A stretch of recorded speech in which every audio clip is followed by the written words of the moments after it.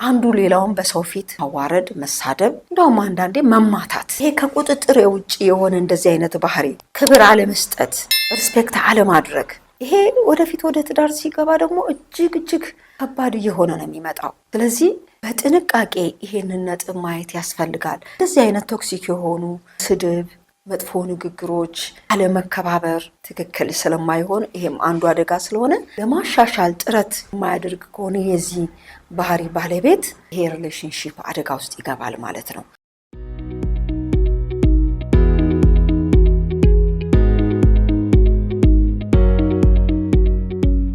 ጤና ይስጥልኝ የፕሮግራማችን ተከታታዮች እንደምን ሰነበታችሁ? ይህ የጥበብ ጎጆ የተሰኘው ፕሮግራም ነው። በዚህ ፕሮግራም እንደተለመደው ቤተሰባዊ ነክ ጉዳዮችን፣ ማህበራዊ ነክ ጉዳዮችን ይዘን የምንቀርብበት ፕሮግራም ነው። ዛሬ ወደ እናንተ ይዤላችሁ የመጣሁት 10 የማስጠንቀቂያ ነጥቦችን ነው። ይህም ደግሞ ወጣቶች ወይም ደግሞ አብራችሁ ያላችሁ ጓደኛሞች ወደ ጋብቻ ከመግባታችሁ በፊት ቼክ ልታደርጉ የሚገባችሁ መሻሻል ደግሞ ካልቻለ ይሄ ነጥብ ሪሌሽንሺፑን ማቋረጥ ወደ ጋብቻ ገብቶ ሌላ ችግር ውስጥ ከመግባት በፊት ቀድሞ ነገሮችን ማየት እንዲቻል በሚል ነው። እንግዲህ ይሄ ሰሞን ደግሞ በጣም የሰርግ ሰሞን ነው። ብዙዎች የሚጋቡበት የሚተጫጩበት፣ ወጣቶች በየሰርጉ የሚታደሙበት ጊዜ ስለሆነ ወደ እጮኝነት ሲገባ ምን አይነት ሰው ጋር ነው፣ ሴቷ ምን አይነት ናት፣ ሬዲ ናት፣ ባህሪዋ ምንድን ነው፣ ሌሎች ነገሮች ሁሉ የምናይበት ነው። ግን ጠቅለል አድርገን 10 ዋና ነጥቦችን፣ እነዚህ 10 ቀይ መብራቶች ናቸው ወይም ደግሞ የማስጠንቀቂያ ደወሎች ናቸው። ፈረንጆቹ ሬድ ፍላግስ ይሏቸዋል። እና ምንድን ናቸው እነዚህ 10 ነጥቦች? ሪሌሽንሺፓችሁ ቶክሲክ እንደሆነ ወይም ደግሞ ጥሩ እንዳይደለ የሚያሳዩ ምልክቶች ናቸው። ይህን ስላችሁ ደግሞ እዚህ ውስጥ ያለው ከነዚህ ከ10 አንድ ሊኖር ይችላል። ግን በጣም ጎልቶ እነዚህ ሁሉ በሪሌሽንሺፓችሁ ውስጥ የሚታዩ ከሆነ ቆም ብሎ ለማሻሻል መሞከር፣ መማር፣ የስነ ልቦና ባለሙያዎች ጋር መሄድ፣ እንደገና የጋብቻ አማካሪዎች ጋር በመሄድ ለማስተካከል መሞከር ያስፈልጋል ማለት ነው። ከገባም በኋላ ይስተካከላል ብላችሁ እያያችሁ ብታልፉ ትዳሩ ወይም ደግሞ የሚኖራችሁ ግንኙነት በትዳር ውስጥ ጥሩ እንዳይሆን ያደርጋል ማለት ነው። ነገር ግን የሰው ልጅ ለየት የሚያደርገው ባህሪ ምንድን ነው? ራሱን መለወጥ ይችላል። ማስተማር ራሱን ለሚቀጥለው ጊዜ መልካም ሊያደርግ ይችላል። ስለዚህ እንግዲህ የመጀመሪያውና አንደኛው የምንለው የተግባቦት ችግር፣ ጥሩ ተግባቦት አለመኖር ነው። ይህ ምን ማለት ነው? ተግባቦት ማለት ሁለቱ ጥንዶች ሀሳባቸውን በነፃነት ማንሸራሸር አለመቻል፣ የሚያስቡትን ነገር መግለጽ አለመቻል፣ ወይም ደግሞ ከአንደኛው ወገን ተቀባይነት አለማግኘት፣ በመሃል ሀሳባቸው እንደታፈነ ምንም በነፃነት መነጋገር፣ ስለ ወደፊታቸው ማውራት አለመቻል፣ ወይም አንደኛው ወገን ደግሞ ዶሚናንት ይሆንና እንዳትናገር ወይም እሱም እንዳይናገር የሚያደርግ ሪሌሽንሺፕ ላይ ሁለቱም ወገን በነፃነት ሀሳባቸውን ማንሸራሸር መቻል አለባቸው። አብዛኛውን ጊዜ እንደዚህ አይነት የሚፈጠረው ምንድነው? አሬንጅድ የሆነ በሌሎች ሰዎች በኩል የማይተዋወቁ ሰዎች ወይ በቤተሰብ ወይም በሆነ ሰው ፑሽ ተደርገው መጥተው ተግባቡ ቢባሉ ይከብዳቸዋል። ስለዚህ ይህንን ደግሞ ለማስተካከል ምንድነው? ጥንዶቹ ከጋብቻ ፊት ጓደኛሞች መሆን አለባቸው። ጓደኛሞች የሆኑ ሰዎች ሀሳባቸውን የመግለጽ ሀሳባቸውን በነፃነት የማንሸራሸር ችግር አይኖራቸውም ማለት ነው። ስለዚህ ግን ሀሳባቸው መግለጽ የማይችሉ አንደኛው ወገን ድፍን ያለ ወይም ደግሞ ሁለቱም በተግባቦት ውስጥ የሚያጋጫቸው ሀሳባቸው ሁሉ የሚያጋጫቸው አንዱ የሌላኛው ተቃራኒ ከሆነ ይሄ ለወደፊትም አደጋ ስለሚሆን ይሄንን ልታዩ ይገባል፣ ሊሻሻል ይገባል ማለት ነው። ሁለተኛው ደግሞ አለመከባበር፣ አንዱ ሌላውን በሰው ፊት ማዋረድ፣ መሳደብ፣ እንደውም አንዳንዴ መማታት። ይሄ ከቁጥጥር የውጭ የሆነ እንደዚህ አይነት ባህሪ፣ ክብር አለመስጠት፣ ሪስፔክት አለማድረግ፣ ይሄ ወደፊት ወደ ትዳር ሲገባ ደግሞ እጅግ ከባድ እየሆነ ነው የሚመጣው። ስለዚህ በጥንቃቄ ይሄንን ነጥብ ማየት ያስፈልጋል። እንደዚህ አይነት ቶክሲክ የሆኑ ስድብ፣ መጥፎ ንግግሮች፣ አለመከባበር፣ ማንም ፊት ላይ ዝም ብሎ እላፊ ነገሮች መነጋገር ትክክል ስለማይሆን ይሄም አንዱ አደጋ ስለሆነ ለማሻሻል ጥረት የማያደርግ ከሆነ የዚህ ባህሪ ባለቤት ይሄ ሪሌሽንሺፕ አደጋ ውስጥ ይገባል ማለት ነው። ሶስተኛው ደግሞ ቁጣ ነው። በትንሽ በትልቁ መቆጣት፣ ስሜትን በቁጣ ብቻ መግለጽ፣ ማስፈራራት ወይም ደግሞ በቁጣ ጊዜ እቃዎችን አንስቶ መወርወር፣ መማታት፣ እነዚህ ሁሉ ከጋብቻ በፊት እነዚህ ባህሪዎች ጎላ ብለው የሚታዩ ከሆነ ጥንቃቄ ማድረግ ያስፈልጋል። ለምን? ቆም ብሎ ይሄ ቁጣ ከምን የመነጨ ነው? የጤንነት ችግር ነው? የባህሪ ችግር ነው? ኦርዋት ይሄንን ቼክ ማድረግ ያስፈልጋል።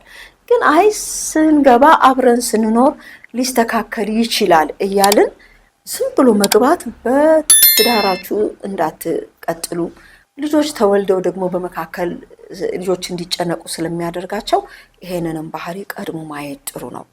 አራተኛው በጣም ከልክ ያለፈ ቁጥጥር፣ የት ገባሽ የት ወጣሽ፣ ማነው ስልክ በቃ የደወለልሽ እንዴት አለው፣ ልክ አለው።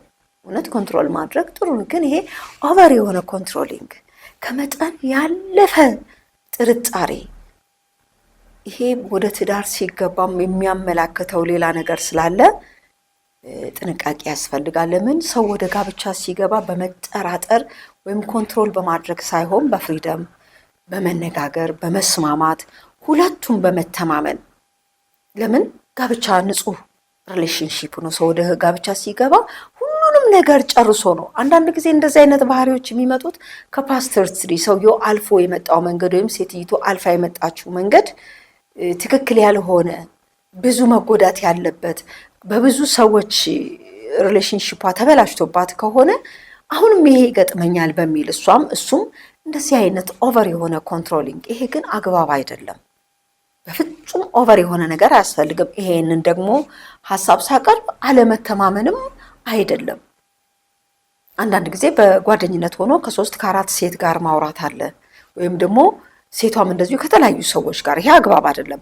ወደ ሪሌሽን ወደ ዋናው ወደ ጋብቻ ለመግባት ጓደኝነት ውስጥ ያላችሁ ሰዎች መቀነስ አለባችሁ። ከዚህ በፊት የነበረውን ኮኔክሽን ቀንሶ ከሚያገቡት ሰው ጋር ብቻ ነው መቀጠል የሚያስፈልገው እና አንዳንድ ጊዜ ከባለፈው ህይወት የተማረ እንደዚህ አይነት ነገር የገጠመው ሰው ኦቨር የሆነ ኮንትሮል ሊያደርግ ይችላል።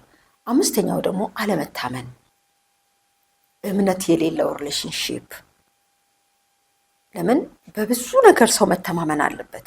ፋይናንሻሊ መተማመን አለበት፣ በስሜቱ መተማመን አለበት። አንዱ ሌላውን ማታለል የለበትም።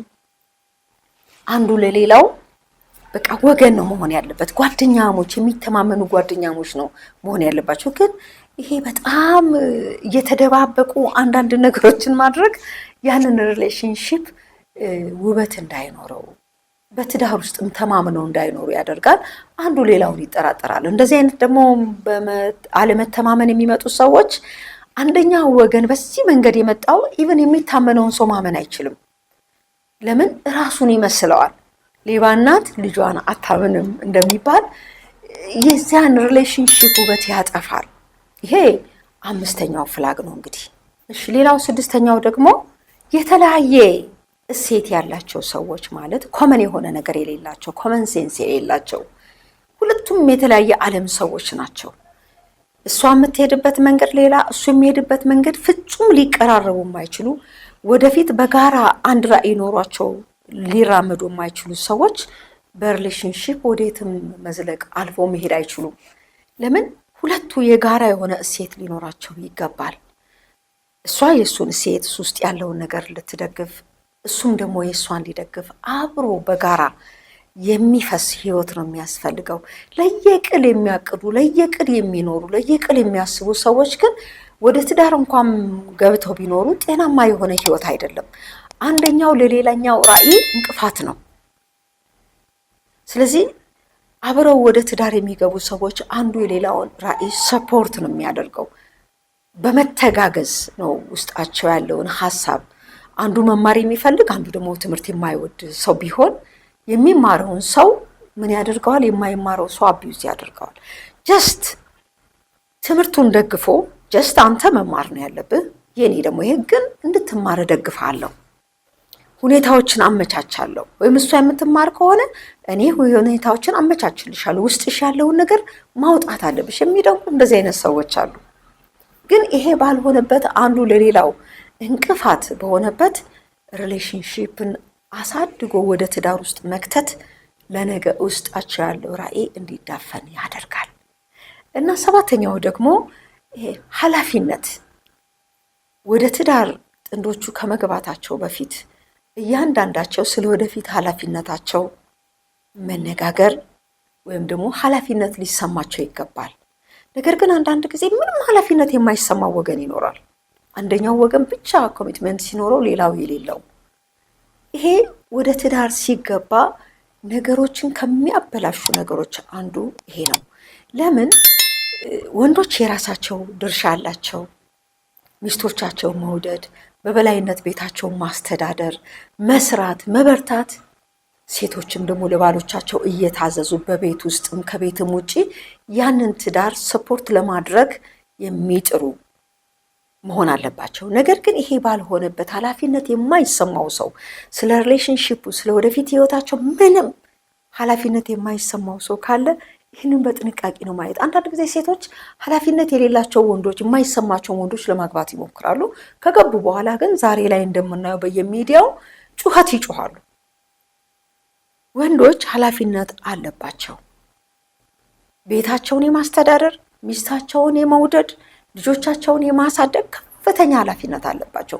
ሚስቶች ደግሞ ልጆቻቸውን የማሳደግ፣ ቤታቸውን መምራት፣ ለባላቸው መታዘዝ፣ ነገሮችን በመልካም ጎኑ ለመርዳት ይህም ኃላፊነት አለባቸው። ግን ይሄ ባልሆነበት አንደኛው ወገን እየለፋ እንደዚህ ከሆነ ይሄ ከወዲሁ ወደ ጋብቻ ከመግባት በፊት የሚሰማው ለምሳሌ የገንዘብ ማባከን፣ ምንም ኃላፊነት ሳይሰማው ነገ ምን ይሆናል፣ ለነገ እንደዚህ እናደርጋለን የማይል እቅድ የሌለው ሰው ዝም ብሎ ዛሬን ብቻ ወይም ደግሞ ምንም በህይወት ውስጥ ፕሮግራም የሌለው እንደዚህ አይነት ሰዎችን ጋር ዘመንን ማባከን ከባድ ኪሳራ ነው። ኢቨን እንደዚህ ኃላፊነት የማይሰማቸው ሰዎች በጓደኝነት ዘመን እንኳን ጓደኝነትን ያንዛዛሉ፣ ረዥም ዓመት እንዲቆይ አድርገው። ለምን? ኃላፊነቱን ስለሚፈሩ። ጓደኝነት ከ1 እስከ 3 ዓመት ጥሩ ነው። ግን ከዚያ በላይ ያለምንም ሪዝን ስራ ያለው የሆነ ነገር ግን ኃላፊነትን ከመሸሽ አንጻር ሪሌሽንሺፑ አካል እንዲለብስ አያደርግም። እና እንደዚህ ኃላፊነትን ለመውሰድ የሚሸሹ ሰዎችን ወደ ጋብቻ ፑሽ አድርጎ መግባት በጣም ችግር የሚፈጥር ሬድ ፍላግ ነው። 8ኛው ደግሞ ያለፈ ታሪክ። ሰዎች በህይወታቸው ውስጥ የተለያየ መንገድን አልፈው ሊመጡ ይችላሉ። የአስተዳደግ ታሪክ ይኖራል፣ የቤተሰብ ታሪክ ይሆናል፣ የቀድሞ ሪሌሽንሺፕ ታሪክ ሊኖር ይችላል። እነዚህ ታሪኮች አሁን ላይ ያለውን ህይወት ሊያበላሹ አይገባም። በግልጽ ያለፉትን ታሪኮች መነጋገር።